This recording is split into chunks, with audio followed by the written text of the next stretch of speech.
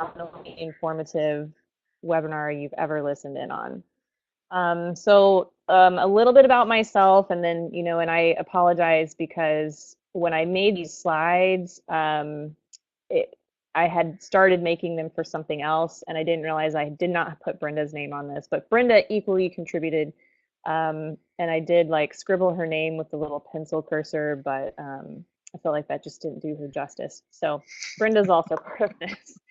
Um, my background is in sort of, I started out in sports nutrition and fitness, but kind of drifted in, I guess, not on purpose, into the sort of integrative and holistic or functional nutrition realm. And so I've been sort of doing this for, in that capacity, for about, I don't know, 6 years now.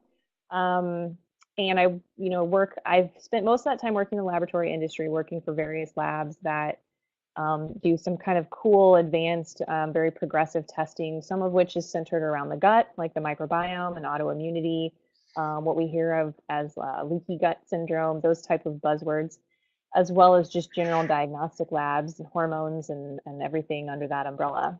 And so I do operate a private practice that's, kind of small and by referral only on the side. And Brenda and I recently collaborated to create this really cool project, which we'll talk a little bit about tonight in case you have any interest in that. And I will let Brenda, I guess, introduce herself. Hi everyone. I got into nutrition in my late 20s, and it's functional nutrition, integrative nutrition really was my interest at the time. And throughout my dietetics career, I've been a dietitian for 9 years now. Away a little bit. I forgot that clinical can match up and be balanced with the functional nutrition side. So um, knowing Sarah now for a few years, she's really helped me to kind of get back into that side of dietetics. And what I really enjoy about she is very science based, and she is not uh, the stereotypical practitioner that just wants to give out supplements. And in this presentation, you'll see more about it. And I think that's where a lot of people get turned off by integrative nutrition, functional medicine, anything that's holistic, is because there's not always a lot of practitioners who have enough science to really support their claims.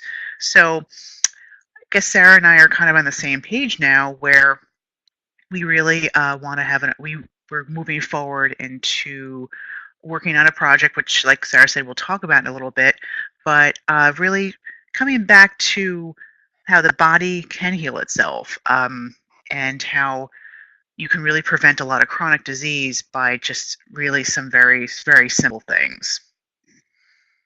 Awesome. All right. Well, cool. So thanks, Brenda, for being here. Thanks, everybody, for tuning in. Let's go ahead and get started. So this is kind of what we're going to cover if we were going to simplify this into just, a few things of importance. What actually is detox? This is a buzzword that's thrown around the health and wellness nutrition industry, and it's often improperly used and, used as sort of a thing to sell things, right? If you ask the average American what's detoxing, most of them have no idea what it actually is. They just know it involves herbs and juices and things. So does detoxing actually work? Should you detox, and how do you detox? Okay, so we talk about the six core elements of balance. And what this is from our body balance program.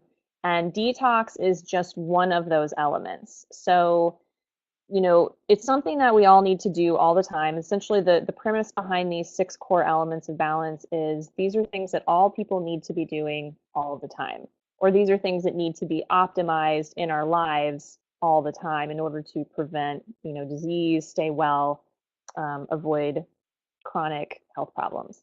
So detox is just one of those. But what is detox? So basically, this is a natural process that happens in our body. All of our cells do this, our tissues and our organs, to some organs to a certain extent more than others. But it's basically a way that we remove waste products and other substances we no longer need. Some of these are toxic or harmful, or they've simply just accumulated in excess of what our body can use or needs at that given time. So, to reiterate, it is a normal thing that we all do all the time.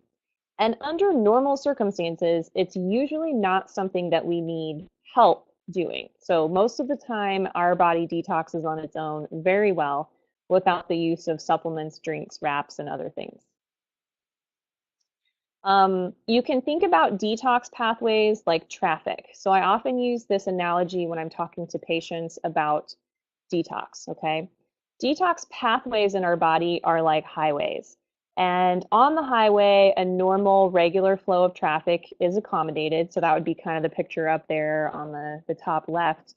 Even if there's a heavy flow of traffic that temporarily backs up, we accommodate it and it eventually gets resolved. So if it happens to be, I'll use the holidays as an example.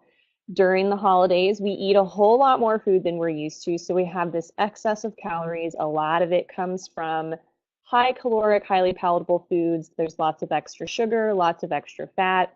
We tend to be less mobile. We're very much more sedentary because if you live in a part of the country where it's colder outside, you're not doing stuff as much. You tend to sit inside more. A variety of factors play into this, but the bottom line is less movement, less exercise, more calories, but along with those calories, more things that our body has to work very hard to accommodate sugar and alcohol and fat and things like that. And so this backs up a little bit, gets a little sluggish. However, we come out of that eventually and we're fine. We may have gained a little bit of body fat, but normally we haven't actually impaired the flow of anything, and our liver is okay as long as those behaviors eventually, subside and we go back to what we would normally be doing, provided that that's not how we normally live. So detox in some individuals, under some conditions, this traffic management system gets backed up. And our normal highways or normal detox pathways can't accommodate that traffic.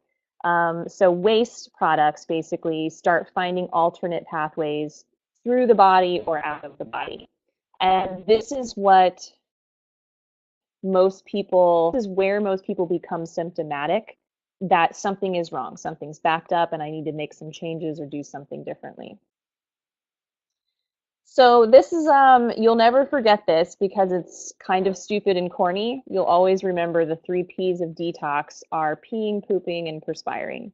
All highways our body uses to get things out of our body that shouldn't be there or that we just have too much of.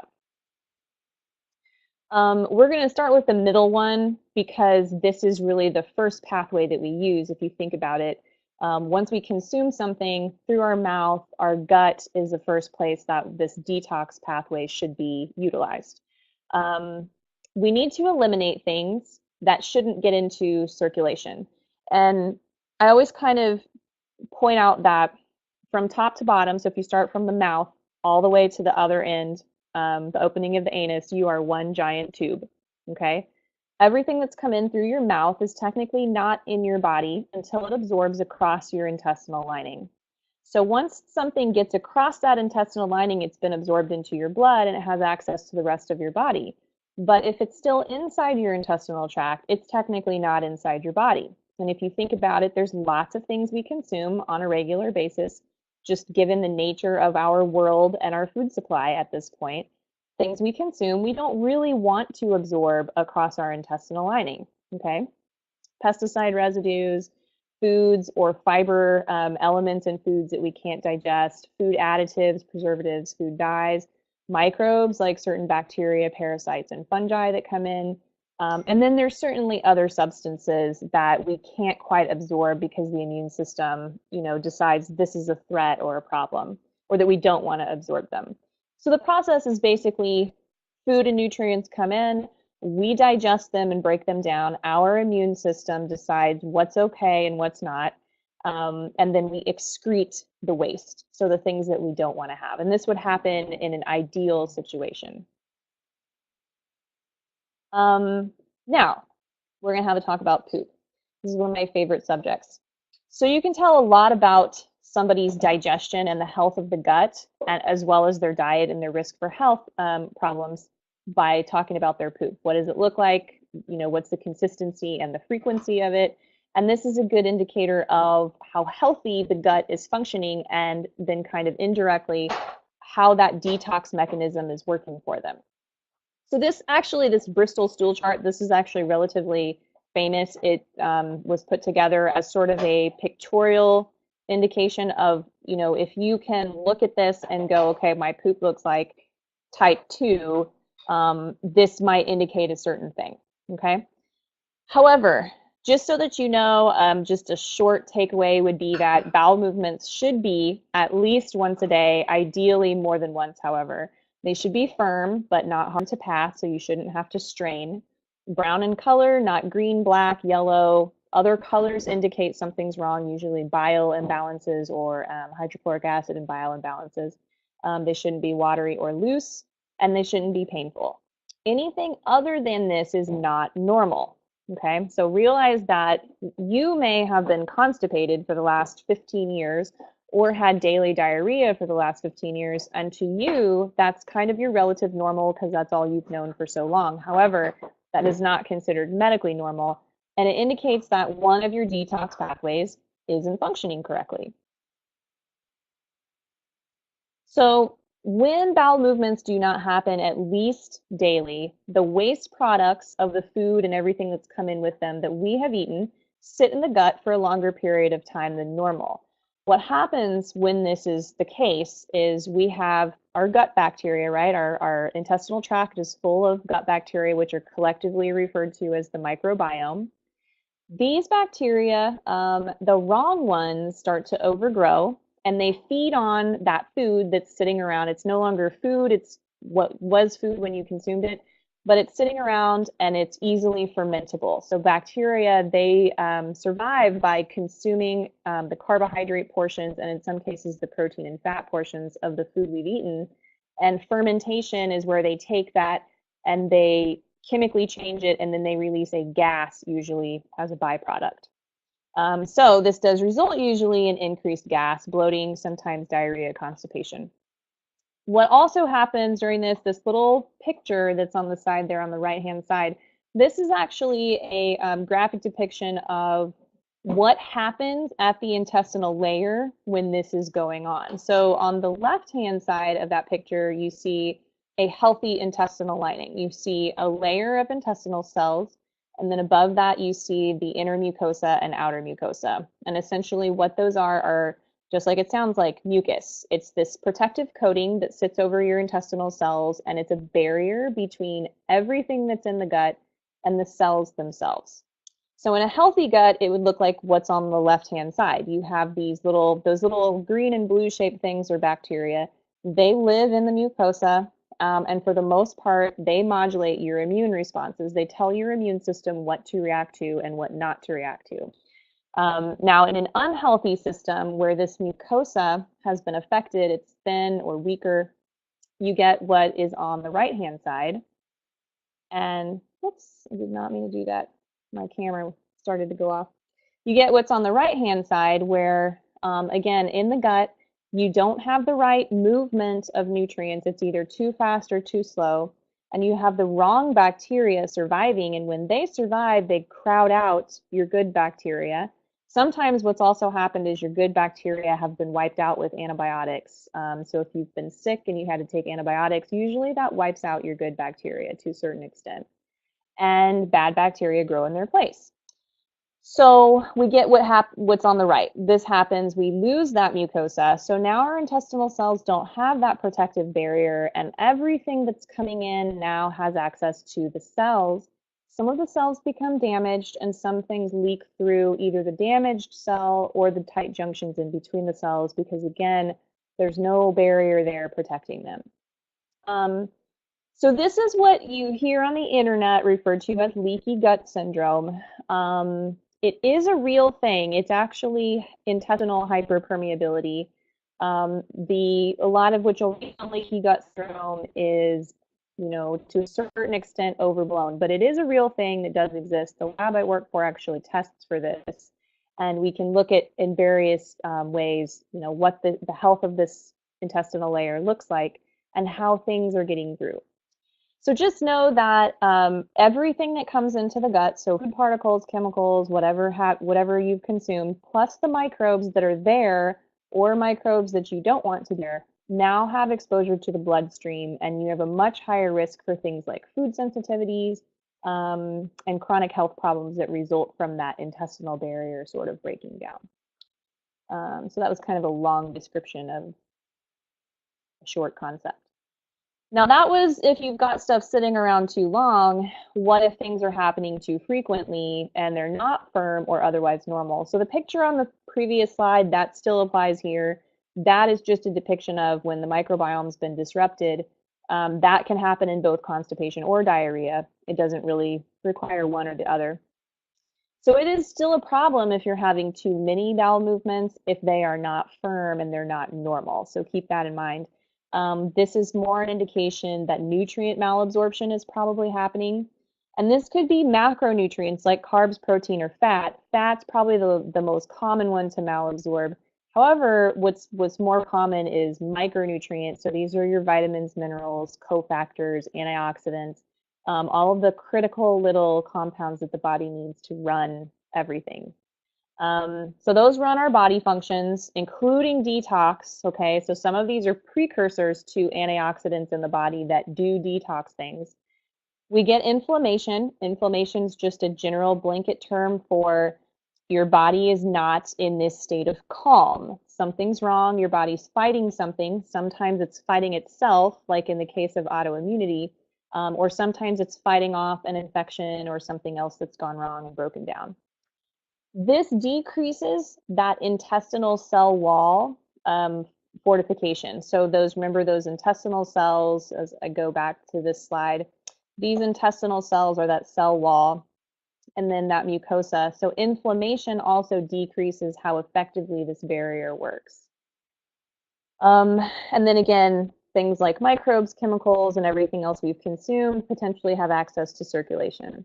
If this happens chronically, so if this has been going on for some time, this actually can cause intestinal cell destruction, so cellular damage, hyperpermeability, which is that kind of leaky gut syndrome that you hear about, and then systemic inflammation. So this results in cardiovascular disease for some people, autoimmune disease for some, neurological degeneration, joint pain, migraines, skin rashes, you name it. And then, of course, we've got that IBS diagnosis, which is kind of just this vague blanket, something's wrong with you, but we don't know what it is, right? And then IBD, which is Crohn's, ulcerative colitis, or diverticulitis. So those are just some things that we see when the gut is not detoxing correctly. So interventions, what can you do about this? On the basic level, we want to optimize the frequency of your bowel movement. So either you're pooping too much or you're not pooping enough, one of those two. And for some people, this is a combination. I do see a lot of combo patients that are constipated for 5 or 6 days, and then when they do go, it is diarrhea. So you can have both, believe it or not. If you're not going every single day, we've got to get you there first. Nutritional interventions are actually the most effective. You don't really need to take supplements for this typically. It is changing things in your diet. Some supplements can help, but realize that supplements are kind of a band-aid too. And medication is certainly a band-aid. Now, temporarily, some people, excuse me, I have the hiccups. Temporarily, some people need medication to sort of get them past a certain point to where they can start to detox through the gut again by having normal bowel movements. Same thing with too loose or watery. A lot of times people will opt for things like Pepto-Bismol or Imodium to temporarily slow down the diarrhea.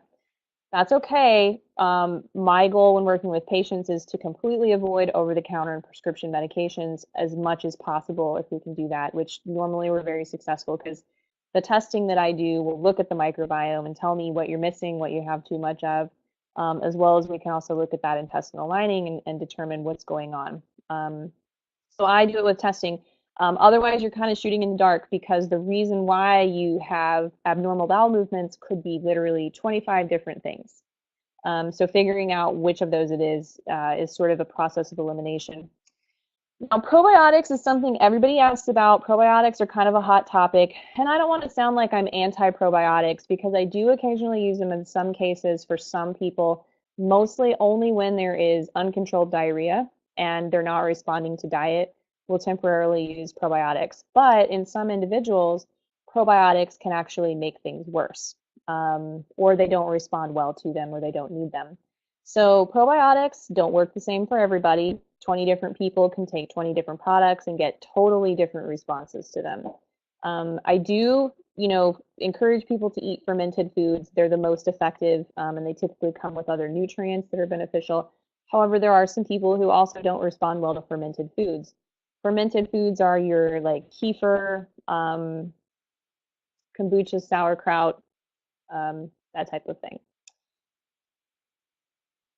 Okay, optimizing the consistency. So we've optimized the frequency. You're pooping normally 2 to 3 times a day. Now we want that to be firm, not hard to pass, not painful. Okay.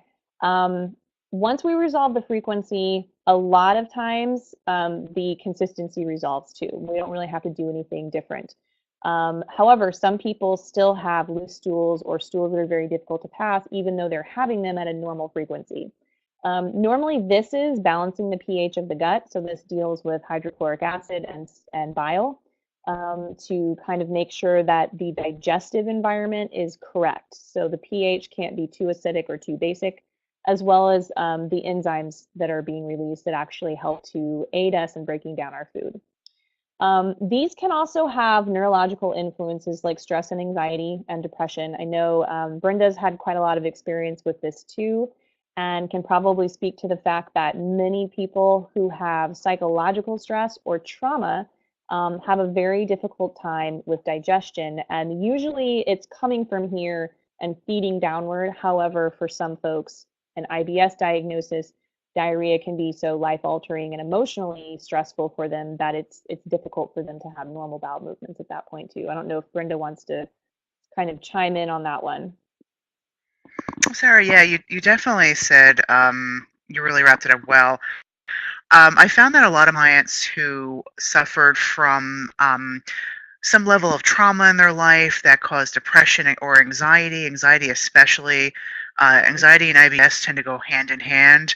Um, Again, IBS, that very blankets, diagnosis when the doctor really might not know what's going on. And to be fair, I'm not bashing the doctor. It's just there's a lot more specialization that has to be done in order to really understand how to break down IBS, and not all doctors are going to have that specialization. But anyway, yeah, a lot of my clients who, especially when they had serious mental illness as well, it could have been related to the medications. Mm-hmm. So sometimes it was a double whammy. They could have had anxiety and depression. They could have had a medication that was not really working well with their GI tract. So what I would do is I would try to help them to recognize when the anxiety was starting to kick in, and if they felt like they were going to overeat or undereat, if they were going to start relying a bit on caffeine, to kind of become more into the moment, where practice some mindfulness, because sometimes, I mean, I'm not going to tell them not to take the medication. That's not my place. However, I can definitely try to have them work on some behaviors Mm-hmm. to reduce anxiety, modify the depression, and then incorporate more of the foods that can really help to alleviate any gut issues. Right. Yeah, exactly. I know personally, I'm someone whose anxiety manifests in the gut. At various points in my life, I've had bad anxiety, and I know what my triggers are, and it's very, very rare anymore that I do actually have any. But I know that when I am incredibly stressed to the point that like my heart races, I can't really do anything. I definitely have digestive symptoms. So I can certainly sympathize with that, and it's not a good place to be. Um, all right. And then once we've got the frequency and consistency of bowel movements, at that point we want to make sure we're optimizing absorption of nutrients. And so, in this little picture, it's kind of showing you where along the digestive tract we actually absorb certain nutrients. So some things are absorbed in the small, like most of our macronutrients and water soluble things are absorbed in the small intestine. Some of our fat soluble vitamins are in the large intestine, as well as excess fluid and various things like that. And then our cofactors and polyphenols. Anything that requires bacterial breakdown is usually the large intestine where that happens. Um, so now we just want to make sure that we have this optimal absorption. And believe it or not, again, some people, despite having normal frequency and consistency, still have some malabsorption and GI inflammation. So they might experience gas and bloating, maybe when they eat certain foods or certain triggers happen. And they may still have some systemic inflammation following meals, such as headaches, skin rashes, fatigue, mood change, joint aches. And this could be because there's a food trigger in the meal, or it could be because, again, they're malabsorbing, they have a microbiome imbalance, they may have, I mean, you name it, they could have all kinds of things going wrong, so that we still need to rebalance things. There's still an imbalance, and that detox through the gut is not optimal. So we support the intestinal barrier. We want to keep the cells healthy, the mucosa healthy, so that the cellular junctions are in place, and then absorption is occurring in a normal pattern. All right. So the other two P's don't take as long to go through as pooping. So we'll start with peeing. So the kidneys, this is the next way that we detox. But before we get to the kidneys, we have to absorb something into the body. So this is the lymphatic system and circulation. So certain things get absorbed into the blood and other things get absorbed into the lymphatic system, depending on like what it is and how it's being absorbed. So the lymphatic system is actually poorly emphasized as a player in our normal ability to detoxify things, but it has this critical role in immune function. It's where our white blood cells reside for the most part and fight off things like infections or antigens. Antigens are basically just foreign proteins that don't belong in our body. And those could come from anywhere. It could be something we've consumed or a byproduct of a bacteria or virus that's been through.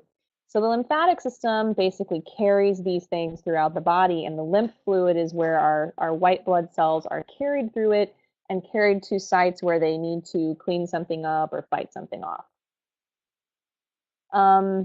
It is influenced by many things in the body, and this is where a lot of people, whether or not you're into ancient Chinese medicine, this is similar to the concept of qi, and in fact, many Western medicine practitioners, basically will say the Chinese, when referring to qi, were very likely basing that on the lymphatic system because your qi points fall in line with major lymphatic, what's the word I'm looking for? Junctions. So the lymphatic system is actually influenced by hormones, diet, sleep, stress, exercise, hydration, and cancer. That is, of course, when somebody gets cancer, the first place the doctors will look is lymph nodes to see if it's spread. So because, again, that's where immune function concentrates. So all of these things affect our lymphatic flow and thereby affect our ability to detoxify through the lymph system into the liver. The lymphatic system is actually also connected to our fascia and connective tissue systems. So the fascia is that layer of connective tissue that's right underneath the skin and right above the muscle. It sits between our subcutaneous fat and the muscle underneath the skin. And it basically creates a bridge between pain, so our pain receptors, our hormones, our immune system, where the lymphatic flow is, and inflammation, which is being handled by the lymphatic system. So it's often, I've found that people with blockages in their fascia or lymphatic flow also have this kind of blocked ability to detox through this pathway, simply because if they have fascia that has become mangled and kind of not cared for very well, perhaps you work out really hard and you don't bone roll and stretch and do all the mobility things that you're supposed to do, or perhaps you have hormone imbalances that have affected the way your fascia has formed. It kind of puts a clamp down on lymphatic flow trying to get through those tissues. So the lymphatic system relies on gravitational flow and movement. It's not like our arteries where the heart is pumping and that automatically pumps things through it. The lymphatic system actually requires on muscle contraction, movement, and gravity to make things flow. So if you are a sedentary person, is your lymphatic flow going to be all that great? Probably not.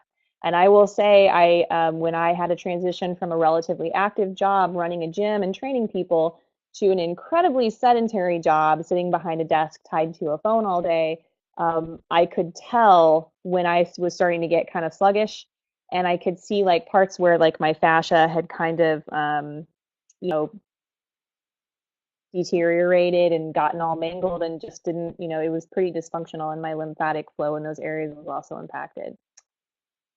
Okay, so now the lymph system dumps into the portal vein, which is right next to the liver, so everything goes to the liver. And this is kind of a nice little, I guess, depiction of what's going on in the liver on a very, very basic level. We have nutrients that are required to help the liver process whatever has come in. Our liver is our main detoxification organ, and it's, like I said in the beginning, it does a pretty good job of handling everything that's come in. There's multiple steps that happen. Usually something comes in, there's a transformation, there's another transformation, and then whatever the byproduct is water soluble, and then it's cranked out through the kidneys. So these transformation steps require nutrients, most of which are our vitamins, minerals, and cofactors, things that we absorb from our food, hopefully, if we're eating enough of them. Um, and then those byproducts or toxins or bacteria or whatever it happens to be, they're basically transformed and changed into something that is not dangerous or damaging. And then they are sent out through the kidneys. Now, I didn't mention before when I talked about detox through the gut, some things that are still fat soluble will go to the gallbladder and they'll be incorporated into our bile. Bile is what the gallbladder stores for us, and it helps us digest fats, essentially. And those things actually get pumped out into the lumen of the intestine, so the inside of the intestinal tract, and they're excreted through our bowel movements. So again, if our bowel movements are not normal, especially if we're constipated, but if we kind of have that rotating constipation and diarrhea, this addition of all these additional toxic things that our bodies tried to get rid of, not being able to flush out through the bowels is again a problem. So this impaired detox pathway. Our liver cells are incredibly efficient at removing and neutralizing stuff. Okay, so typically, like I said, we don't need to take anything to help our liver cells do this. So this is sort of what they do. It's their job. They do it all day long, and they do it for our entire lifespan, if you think about it. However, sometimes conditionally, some people need a little extra help with this detox because they have either some conditions that require it or they're doing things that are putting extra stress on the body. So liver disease or damage is one of those, whether it is alcohol-induced, drug-induced, or otherwise, because this could be due to maybe long-term prescription medication. All prescription and over-the-counter medications, for the most part, that we take have to go through the liver to be metabolized. And certain processes in the liver have to do this, and the more we put in, so the more prescription medication we take, the harder the liver has to work to deal with that. Gut dysbiosis, we have certain gut microbes that actually help our liver. They kind of create these nice calm messages. They send byproducts from our food that they've broken down to help the liver. And then we have microbes, certain bacteria, actually release what are called endotoxins, which are these really kind of amounts that make it to the liver and slow things down and prevent the liver from doing its job. So we have this kind of interplay between the gut and the liver. We talked about the lymphatic impairment. So if things are not coming through the lymph system like they should be, that flow is impaired and the liver isn't getting products like immune cells and antioxidants and fat soluble compounds the way that it should. And then we've also got these things that happen to people that they're not always aware of initially, but it shows up, in a tox screen or a heavy metal hair test, something like that, where they've had long-term or very acute heavy exposure to certain things, usually industrial byproducts. Agricultural chemicals are common, paint, photographic chemicals, fuel manufacturing. These are byproducts of industry that, again, we should, under normal circumstances, detox okay. But if we're exposed to a lot of them over a long period of time or a whole lot of them over a short period of time, it becomes more than what the liver can handle. Okay, so let's really quickly walk through what impairs liver detox. Excessive alcohol intake. So this is not your glass of wine at dinner. This is your I go out and binge drink every single weekend. Okay. This really screws up the liver. Alcohol is metabolized through a certain cycle, and just the bottom line is that the more of it your liver has to metabolize, you actually end up making byproducts that are damaging to the liver and the pancreas. Okay. Excessive alcohol also depletes your vitamins, many of which are those cofactors that the liver uses to detoxify other things. So if you're drinking alcohol a lot, you need thiamine, B1, to do certain things, detoxing other things in the body. And if you're depleting it by drinking a lot of alcohol, you're decreasing the detox capacity of the liver to handle other stuff that it normally should be able to. And these are just kind of some of the things that these vitamins do. In addition to detox in the liver, they also repair your cells and repair your DNA. They help with your immune system. So again, a lot of times you'll notice people who drink a lot age quickly because their cellular and DNA regeneration is impaired because they're depleting these nutrients.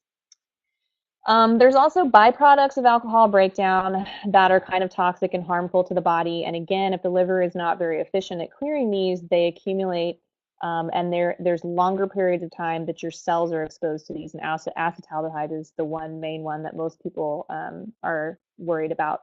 These impair nutrients in the body. And again, nutrients are everything from vitamins to minerals to cofactors to antioxidants. And this over time, the liver, pancreas, brain, and GI tract are impaired. Again, several of these are detox pathways, and detox is impaired. Okay. Over the counter, recreational, or prescription drug use. So a lot of your over the counter medications are, like Tylenol and Motrin, just things that are seemingly harmless that a lot of us have access to. Some of these put quite a load on the liver, especially if we take them a lot. Then we've got the prescription things like statins and things like that. Again, the more we take, the harder the liver has to work. And then our recreational drugs, again, those are things like barbiturates and opioids. The liver has to work very hard to remove those. They can be fairly difficult, etc. So we've got all these things that we could potentially be putting in that, again, slow down those same systems. And those same systems that also have to deal with alcohol and everything else that comes in. So again, picture those highways.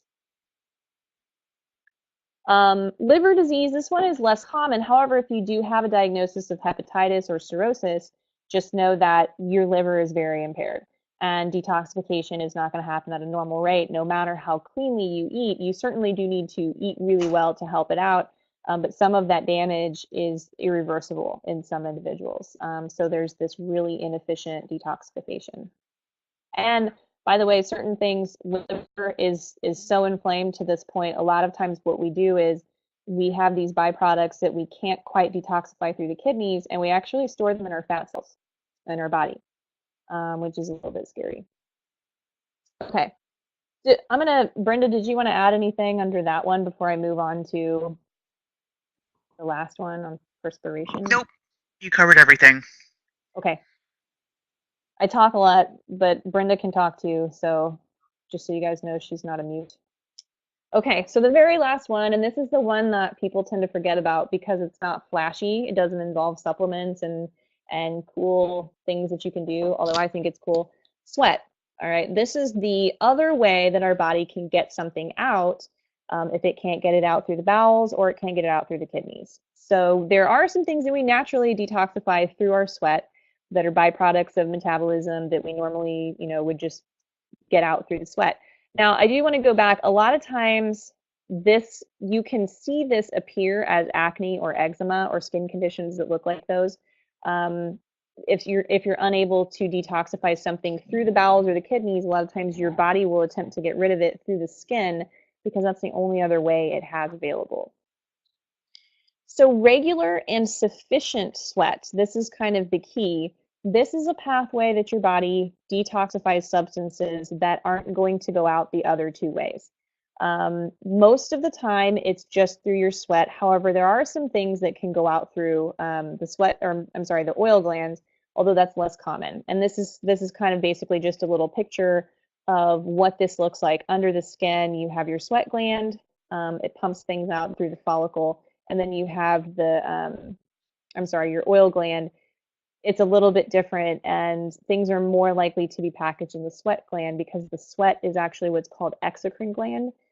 So it means that the body is pushing it outside the body, whereas the oil glands are more a function of attempting to keep a certain pH for the skin, whereas the sweat is not involved in that. Um, so the point here, when I talk to patients and I ask them how often they sweat and how much and what are they doing, exercise is not just for your heart. The point of exercise is also to sweat. And if you sweat a lot during exercise, you may notice that the more you sweat, the better you feel. Some people chalk this up to endorphins, and there certainly are endorphins when we exercise, but I will also argue that when you sweat, you feel better because you've just removed whatever it is that's hanging out in the body, particularly if you are one of those people that notice that the more you sweat, the better you feel. Okay. So as long as you're hydrating enough, and water intake is pretty critical for this because if you don't drink enough water, it doesn't matter how hard you work, you're not going to sweat very much. So I typically give people a minimum of 80 ounces of water a day, which is a little over half a gallon, but ideally you should be at 100 ounces or more if you really want to get a good sweat going. So my question would be, do you even sweat when you exercise? And is it more of a full body sweat or do you sweat a little, like on your back? Are you really dripping? Because there's a big difference, and there's a big difference in the amount that we can detox when we do that. So if you're not sweating during exercise, your exercise may not be intense enough or long enough. So maybe you're just going in, you're kind of lightly doing things, you do a little bit of cardio, you lift a little bit, and you're really not sweating because it's not hard enough. Your body doesn't have to exert itself. Similarly, you may also not be drinking enough water to actually produce sweat. So there could be a couple things going on there. Oh, and then back to this, another option if you're maybe temporarily immobile, so maybe physically you have an injury that prevents you from exercising or exercising intensely. Um, Saunas are an excellent alternative to this, and that is something that I really push with patients is, in addition, even if you sweat when you exercise, there's nothing wrong with sitting in the sauna because again, it's still sweating, and the sauna can really make a huge difference. If you've ever used one, you probably know what I'm talking about, how good you feel when you're done. Okay, so does detoxing actually work? Um, if we frame it from the perspective that we've already kind of covered, that our cells naturally do it. However, if we're depleting some of those nutrients that our cells need to detox, whether it's modifiable things like drinking alcohol, using prescription medications, or we need to drink more water, we don't eat the right diet, maybe our gut is impaired and we need to heal that, we can get a lot of these nutrients from plants. And there are actually a number of really critical plant compounds that are called bioflavonoids and polyphenols. And these actually do work to enhance how efficient our liver cells are. And they can actually heal damaged liver cells. So if we happen to have had a binge in Las Vegas or something, we would want to make sure that we're consuming lots of fruits and vegetables over the next week or so. Some nutrient conversions are actually impaired when we are not detoxing in the liver correctly. So for instance, if you have non-alcoholic fatty liver disease, your vitamin E conversion is impaired. So do keep in mind that this can happen. And when we talk about detoxing, it's not so much putting a product in, it's providing the right nutrients that are going to actually help the liver do its job so that it's not backed up. Okay. So everybody hears detox and they hear detox tea or detox whatever, and there's a picture of like a very skinny woman, and it's supposed to be this great thing, and we all need to do it. But how do we actually even know if we need a detox? So there really aren't any well-defined symptoms. There's no parameters for if this and this occur, you need to detox. So there's not lab tests that indicate you need a detox. You can look at liver function on lab tests, but that's not necessarily a guarantee that something's actually wrong with the liver to the point that you need to detoxify. So just keep in mind that most of the products, almost 100% of them, are a total waste of your money. That are going to tell you that products that are being sold as detox products. What you may actually need is sleep, hormone balance, more of a nutrient. Most people are pretty deficient in a lot. The lab I work for just launched a micronutrient test. We test intracellular levels. We look at the inside of your cells to see what you're absorbing. Most people are deficient in a number of different nutrients. And then restoring balance to the digestive tract. So keep in mind that if you're thinking about the liver, but not all those other things are optimal, trying to do something for your liver is really not going to make a difference because it's likely that your liver is not the reason why, it's more a symptom. Okay, so how do you detox? We went over those three P's, right? Peeing, pooping, perspiring. Do you even drink enough water to urinate enough to detox things through the kidneys? Okay. Do you have normal frequency and consistency of bowel movements? If you remember, it was 2 to 3 times a day. They're firm, they're not hard to pass, they're not painful. Um, Perspiring, do you sweat often and adequately? Do you drink enough water to support sweating? Do you exercise or sauna regularly to sweat at least every other day? But some people may find that they need to do it daily, especially if they are feeling pretty bad or they have things like autoimmune diseases. A lot of times they feel that that daily sweat actually is pretty therapeutic. So if you've answered no to any of those questions, you should not pursue detox products or teas or juicing or, anything like that because you don't have pathways for those things to be opened up. Really, all you're going to do is add more traffic to the traffic jam. If you think about it. So if you don't have all of these three pathways enhanced, so all of the ways by which your body can get rid of waste are not opened up, if you take something that allegedly helps the liver detox, for instance, like milk thistle, and we'll talk about some of these in a minute, let's say that the liver does start removing extra things. If you don't drink enough water, you don't urinate enough, you don't go to the bathroom, you don't have bowel movements enough, and you don't sweat enough, how is your body going to get that out? It's probably going to repackage it and store it in your fat cells. That's actually probably what's going to happen. So keep in mind that this traffic jam, you don't want to add more traffic to the traffic jam by taking things if your pathways are not open. So this is just a really quick list, not so quick list, I guess, of let's say that you are doing all three of those things, peeing, pooping, and perspiring every single day. They're still normal, and you still feel like maybe you need to detox, all right? All of these symptoms listed here are rather generic. These could be indications that detox pathways aren't ideal. However, they could also be things that are micronutrient deficiencies. Again, dysbiosis of the gut. Maybe you have stress and anxiety. Maybe you don't sleep. Maybe you have a hormone imbalance. So these are not all going to specifically mean that you need to detox. Just keep that in mind. There are some common nutrients out there that people do take to detox the liver. Probably most of the time you're going to see milk thistle. This is one of the most commonly used ones. And the reason why is it has an antioxidant in it called silymarin. And this actually does boost levels of glutathione. Glutathione, I mentioned the term antioxidants before, but glutathione is what's called our master antioxidant. It is produced in the body by our cells, and it actually has the ability to regenerate our other antioxidants like vitamin C, vitamin E. Once they're used up, glutathione can then go in and donate things to them to regenerate them, as well as it is an antioxidant itself. So it's kind of critical, and most of the time people who have inflammatory conditions, their glutathione levels are completely depleted because it helps to mitigate oxidative stress. So milk thistle to a certain extent can bring this up.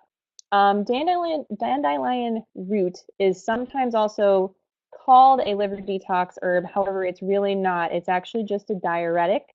So a lot of times when you take it and you pee a lot, you think you're detoxing, but really all it's doing is just making you pee.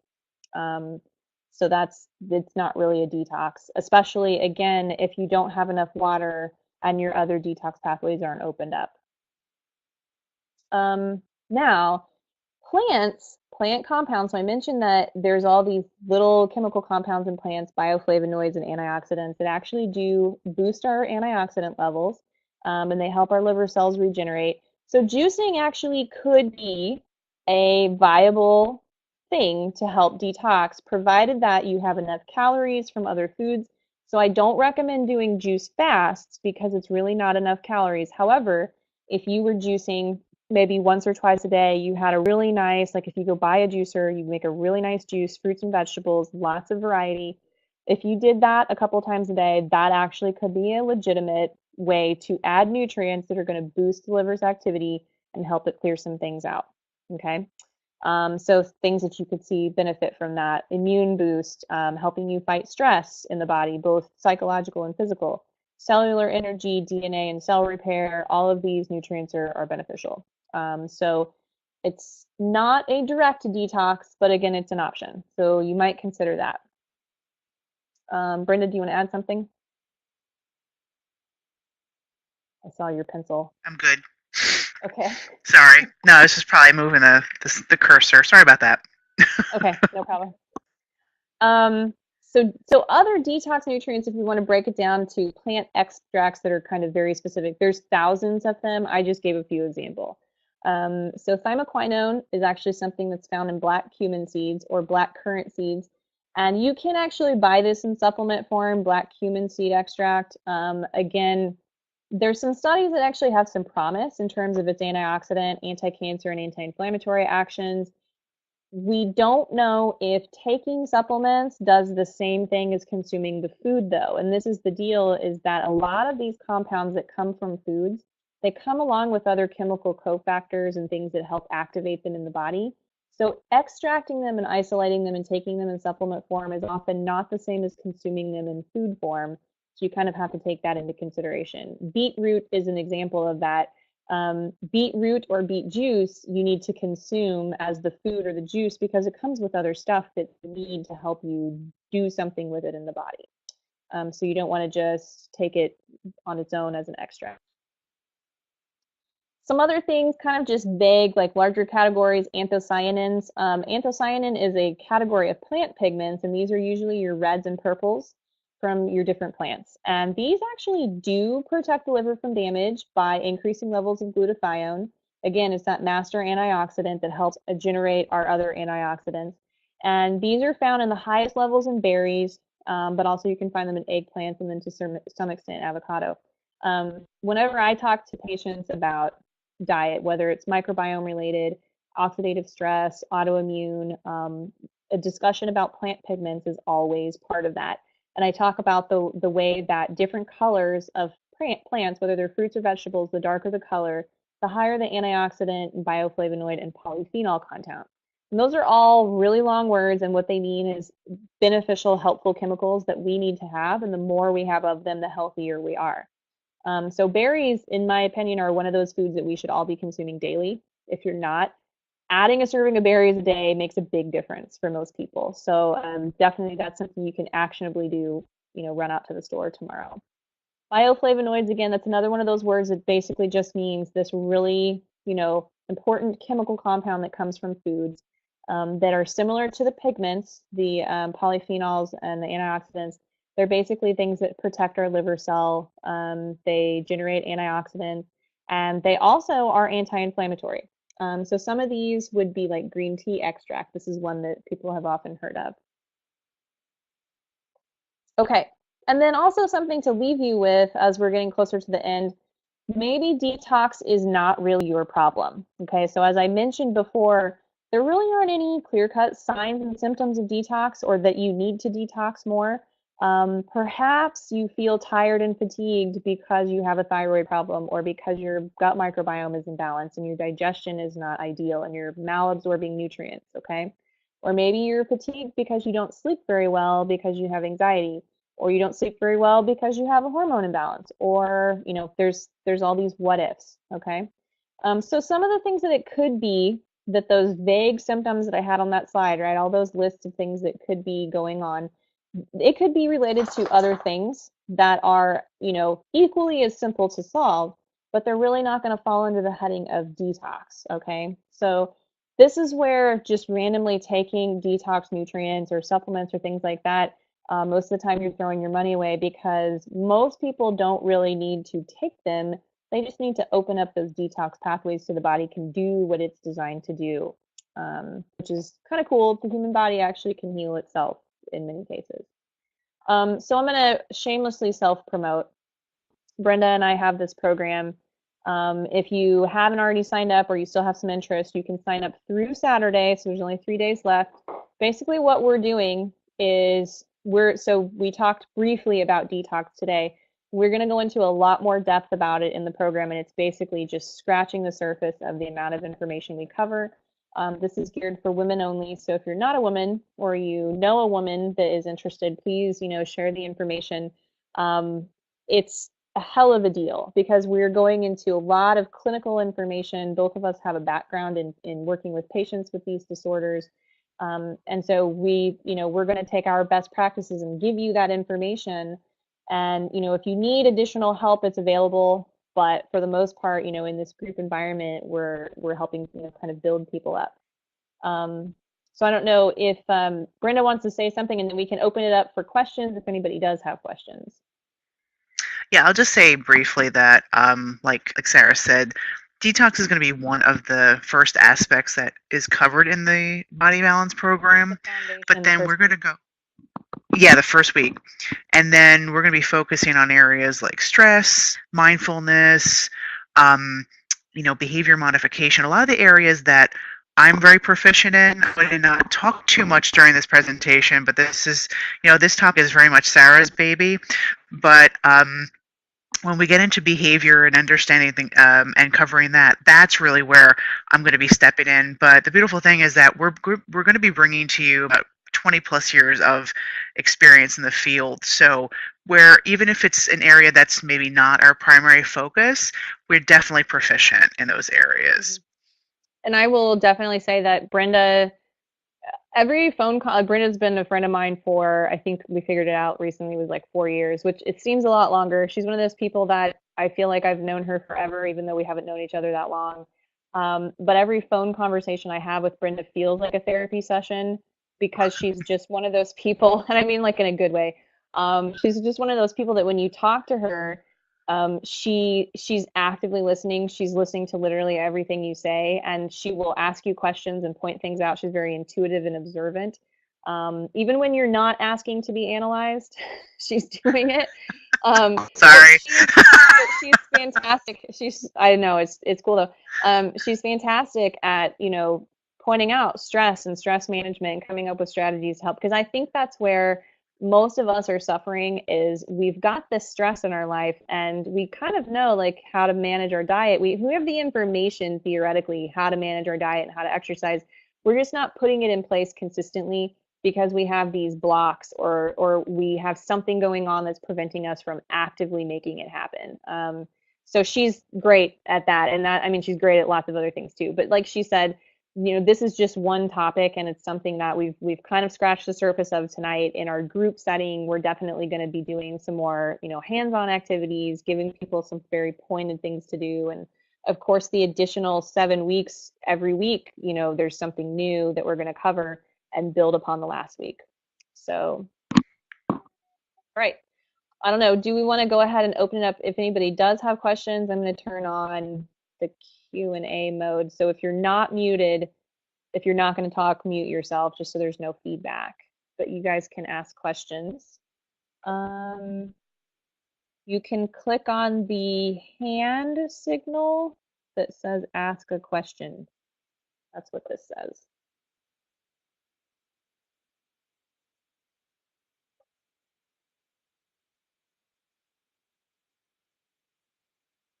I don't know really where it is. Maybe it's on your guys' screen. Yeah, the presenter mode doesn't really necessarily show a lot of what. Yeah, I'm not sure what they see. This,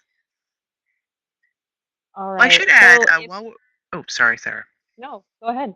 I was going to say, you know, I think sometimes when you see different practitioners promoting a program, this is not criticizing anyone in particular. It's just these are things I've noticed over the years.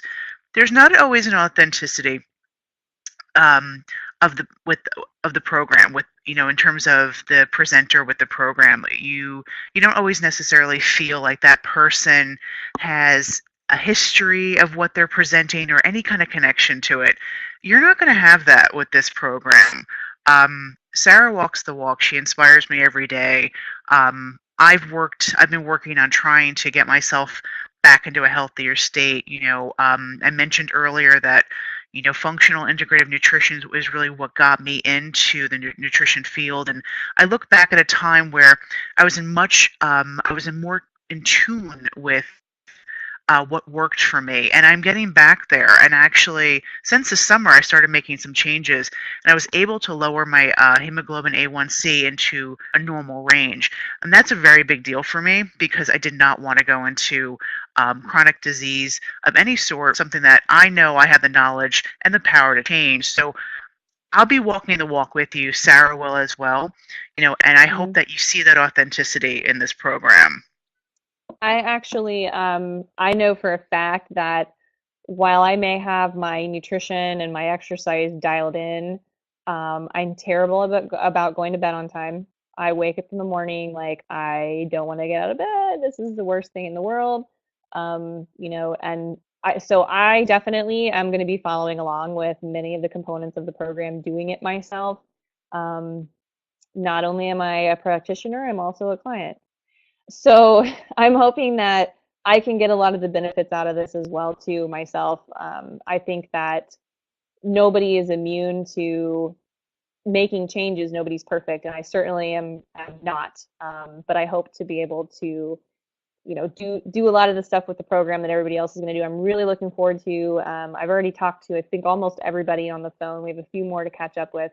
But yeah, so if you are on the fence, if you're thinking about signing up, sign up in Saturday because we're sending out all the welcome materials and stuff on Sunday. And if you have signed up and you have not heard from me, you're going to hear from me in the next day or so on the phone just to touch base and get everything ready to go. All right. So I don't think we had any questions, it looks like. So I'm going to go ahead and end the webinar. But we are both on Facebook. So if you have any questions, feel free to contact either one of us or Definitely. through the website. Yeah, you can contact us through there. All right. So We thanks, hope to see everybody. you. Yeah. Have a great Have a good night. night.